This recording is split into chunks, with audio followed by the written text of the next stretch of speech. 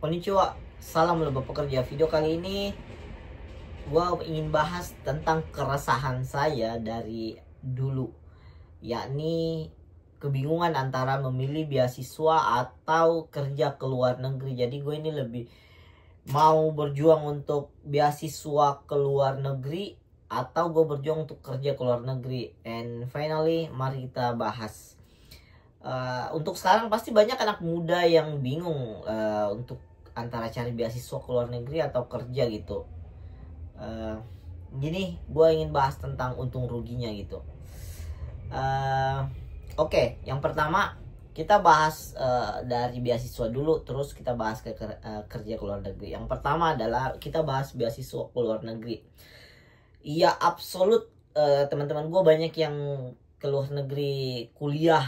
Kebanyakan teman gue adalah lanjut magister di luar negeri di berbagai negara. Ada yang di Asia, ada yang di Eropa, ada yang di Australia. Nah, singkatnya beasiswa itu adalah tanggungan biaya pendidikan yang diberikan oleh suatu lembaga atau instansi dengan harapan gitu. Jadi bukan pemberian percuma, tapi ada hal yang mereka inginkan juga dari sang penerima nih. Pasti jelas lah gratis kuliah gitu.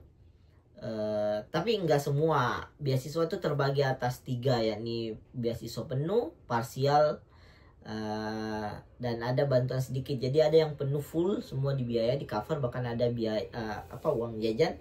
Sedangkan parsial adalah setengah-setengah gitu biasanya. Ada yang dibayarkan, ada yang enggak. Oke, selanjutnya enaknya tuh kuliah dari ke luar negeri, kesempatan dapat ilmu, pengalaman akademik, terus networking global. Jadi kayak banyaklah kenalan di berbagai negara, pengalaman akademik dan pengalaman di luar akademik. Oke, kekurangannya itu adalah ini, seleksinya tuh ketat. Jadi beasiswa tuh kayak yang aku alami dulu ngejar ya. Walaupun gue nggak mau lanjutin, gue nyerah karena adalah alasan di perjalanan gue mikir kayaknya ini bukan yang gue cari deh. Yang pertama, proses seleksi ketat banget tuh beasiswa. Ya emang ada yang enggak ketat, cuman persyaratannya, cuman pendaftarnya tuh banyak gitu. Jadi terus persyaratannya tuh kenapa ketat, karena persyaratannya itu juga banyak banget diantaranya yang pasti sertifikat bahasa Inggris tuh number one I think itu yang salah satu paling berat tuh di bahasa Inggris ya. Apalagi buat kita yang kesusahan belajar bahasa asing itu harus nyediain IELTS atau TOEFL, dan itu mereka butuh duit bro. Kalau misal kita ekonomi ke bawah itu agak susah tuh. Terus tidak semua orang langsung dapat kerja setelah ya, walaupun ini sorry belum, itu masih kelebihannya. Ya tidak semua orang langsung dapat kerja setelah lulus ya gitulah. Pasti yang lulus pun di luar negeri itu nggak semua langsung dapat kerja. Banyak teman aku yang dari luar negeri juga balik ke Indonesia, dan actually bukan gua bilang mentok-mentok, tapi pasti rata-rata jadi ini guru bahasa Inggris, atau dia ngajari something like really basic knowledge, or at least jadi ini teacher lecturer in university ya gitu. Selanjutnya ini it's a good thing, not a bad thing. It's really good. Saya juga kagum pada orang-orang pada mereka. Yang selanjutnya kita bahas sedikit tentang kerja ke luar negeri. Jadi contohnya ini aja, kan saat ini gue berada di Jepang. Jadi gue ingin jabarin tentang ke Jepang. Kerja ke Jepang tuh prosesnya lama sih, tapi pasti kerja kalau misal emang jago di bahasanya. Bukan jago juga sih, tapi kalau memenuhi persyaratannya. Dan kelebihannya kerja ke luar negeri ini, terutama Jepang, adalah kita langsung punya penghasilan bro. Beda sama ketika kita beasiswa. Jadi otomatis orang yang kerja ke luar negeri itu mereka punya duit, punya. Cuman ada yang banyak, ada yang dikit. Tapi ada juga sih yang nggak ada kalau terlalu boros gitu. Yang kedua itu bisa bantu keluarga. Jadi orang yang kerja ke luar negeri itu bisa bantu keluarga. Terus pengalaman kerja internasional ya jelas lah pengalamannya. Cuman di sini nih letak klimaksnya, kayak pasti kerjaan tuh rata-rata fisik dah. Rata-rata sih, karena pendidikan kita kan misalnya S1 di Indonesia terus ke luar negeri itu dari skala apa ya, pendidikan nggak mungkin sama rata. Jadi pasti kerjaan fisik dan mental lebih berat gitu. Yang kedua kadang terbatas karir, jadi kerja pasarnya kayak kerja kasar itu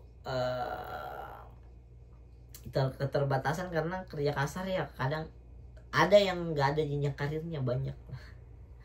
Terus butuh adaptasi cepat dengan budaya kerja, jadi kita harus adaptif sama dunia kerja. Misal teman aku nih di Jepang harus adaptasi dengan budaya, harus adaptasi dengan cuaca gitu. Really hard untuk yang awal-awal gitu. Terus mari kita bandingkan antara worth it mana nih, kerja ke luar negeri atau ngambil beasiswa. Oke. Simpelnya tuh kayak beasiswa tuh investasi jangka panjang, ilmu dan karir, garis bawah ini tuh. Sedangkan kerja hasil jangka pendek, uang, pengalaman kerja. Jadi itu uang dan pengalaman kerja. Yang langsung ke luar negeri itu kerja dibanding belajar. Terus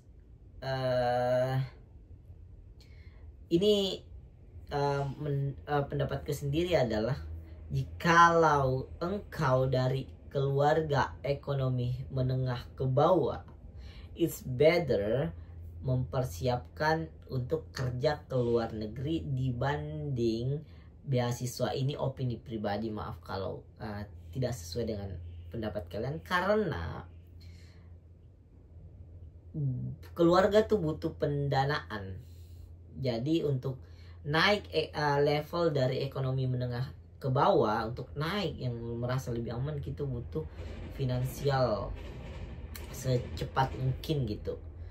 Sedangkan untuk beasiswa, belajar dari pengalaman teman-temanku dan aku lihat guru-guruku ke Indonesia itu bukan karena mereka tidak berkualitas, tapi karena di Indonesia belum bisa memberikan wadah yang tepat dan penghargaan yang tepat buat mereka yang luar biasa itu yang saya maksud. Makanya lebih baik mempersiapkan diri untuk kerja ke luar negeri dibanding untuk ngejar beasiswa. Menurutku pribadi sama-sama mengeluarkan modal, usaha, tapi dari kerja ke luar negeri ini peluang untuk misal sekolah terbuka.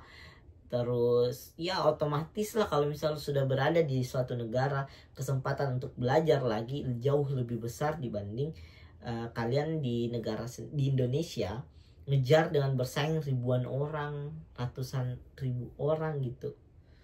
Dan yang kayak misalnya pendaftaran tuh dibutuhin sekitar yang lulus tuh cuma dibutuhin sekitar 50 orang. Yang daftar nih misal 10.000, 20.000. Bayangin gimana gitu. Ya itu pendapatku pribadi ya. Makanya saran, ya apapun pilihanmu, yang penting punya tujuan yang jelas dan persiapan matang. Jangan cuman ikut-ikutan tren. Jadi kalau misal ya kembali lagi ya, kalau misal ekonomi menengah ke atas mah lanjut kuliah sih lanjut kuliah aja. Cuman ini ya, lanjut kuliah di luar negeri itu apalagi dengan jurusan yang terlalu general, menurutku kurang worth it lah. Seperti kayak misal manajemen, leadership, teaching, I think ya itu menurutku adalah lebih kepada teknisnya, lebih kepada experience yang dibutuhin.